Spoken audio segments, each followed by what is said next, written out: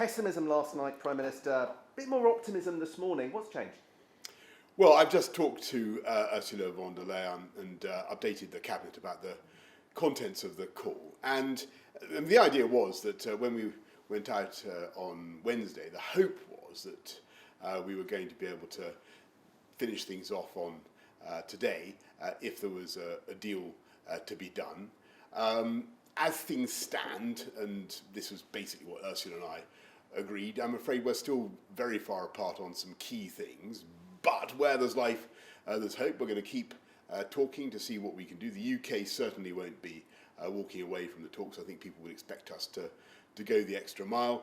I repeated my offer, which is, if it's necessary to talk to other capitals, and I'm very happy to do that. The Commission very determined to keep the negotiations on the way that they've been done between us and the Commission.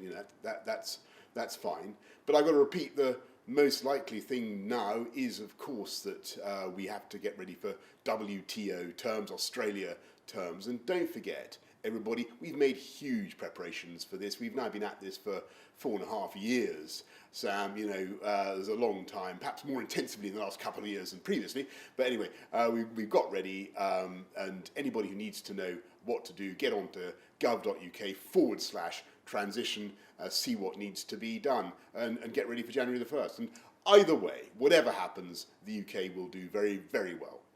Now, you've always said you needed to see political movement from the EU.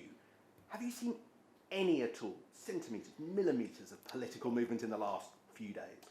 Sam, we are always happy to talk and to make progress where we can. I do think, as I say, there is a deal to be done if our partners want to do it, but we remain very far apart on these key issues. And you know what they are. The UK can't be locked into the EU's regulatory orbit, and we've obviously got to take back control of our fisheries, 4.5 years after people voted for it. So those are the points. I think that it's very clear what the UK is talking about.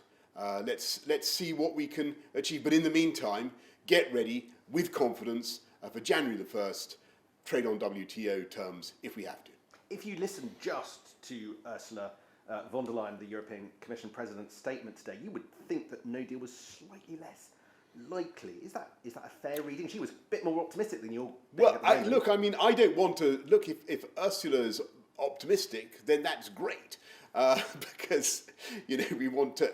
But as far as I can see, there are some serious and very, very, very difficult issues that currently separate the UK from the EU, and the best thing to do now for everybody is to follow up all the work that's been done over the last 4.5 years.